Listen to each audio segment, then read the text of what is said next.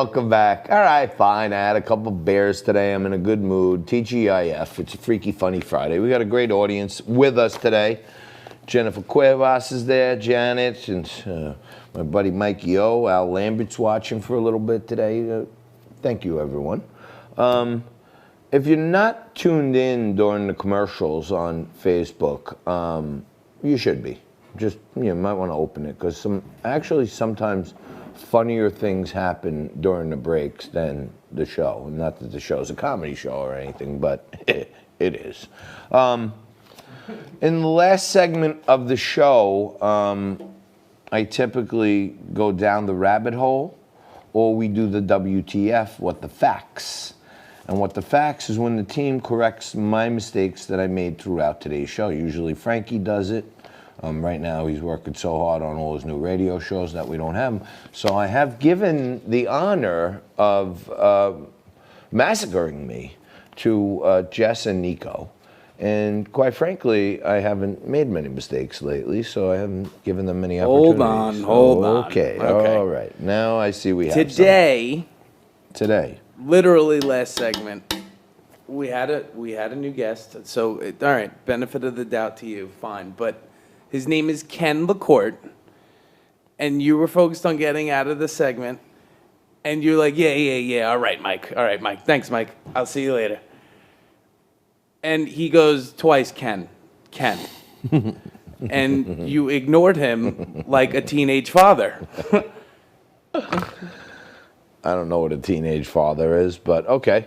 All right, maybe I made a mistake. I didn't catch that, and that's one bad for me. I'm sorry, and I'm sorry to Ken LaCourte. You have anything? Did Jess have anything?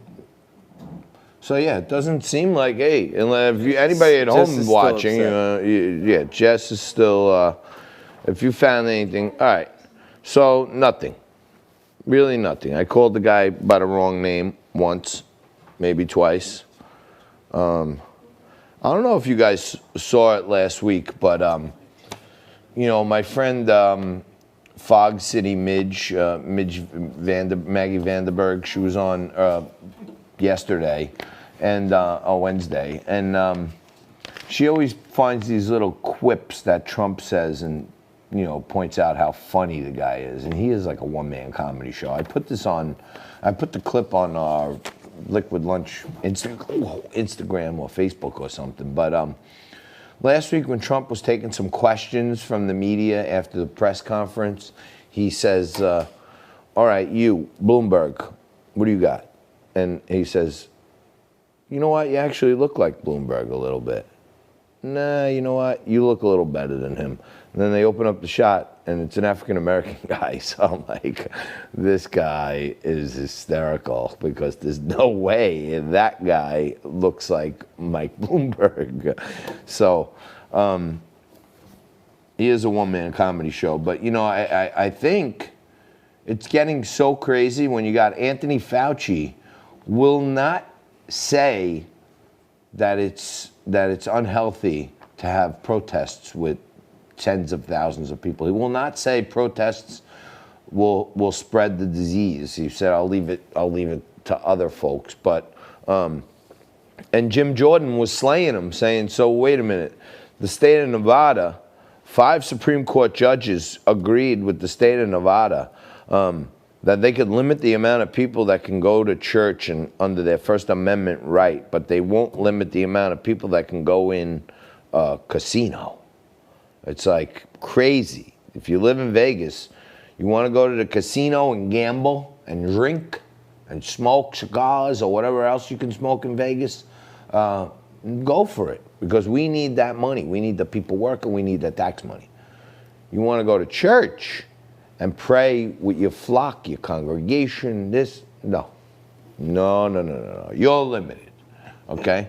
So, they did say, the Black Lives Matter folks, one of their heavy-duty leaders, did say, next we're coming for Jesus. They want to start ripping down Jesus statues.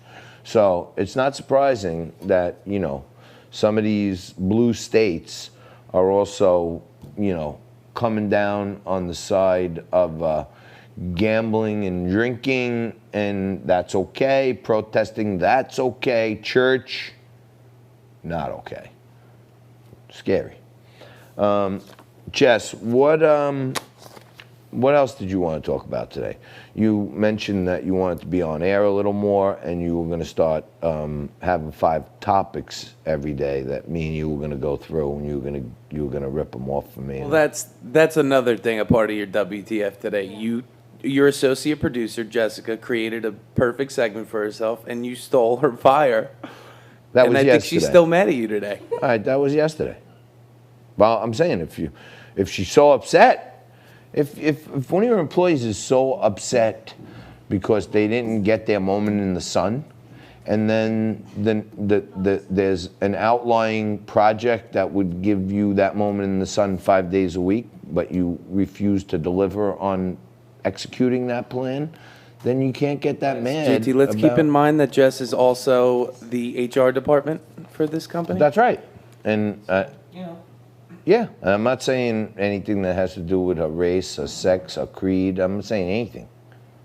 JT, please recall that I did tell you I would let you know when I'm ready to go on air That's with what I'm the saying. 5 So topics. I'm not ready me yet. for all you out there, okay?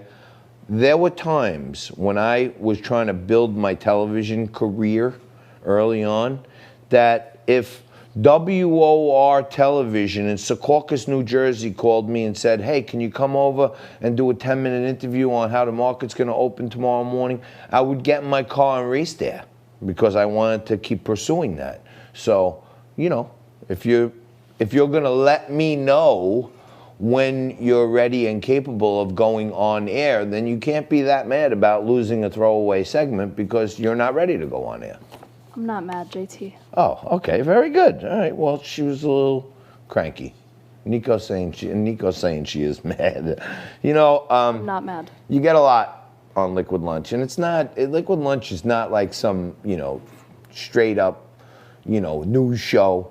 Okay, I try to let you behind the scenes, let you know we're like a family. I'm talking to you. I don't know who else is watching, where they're watching. Jess is doing analytics to find out how big our audience is growing, and it's growing. But I think you appreciate what we're doing a little more if you know the kids behind the scene and how much work they're putting in.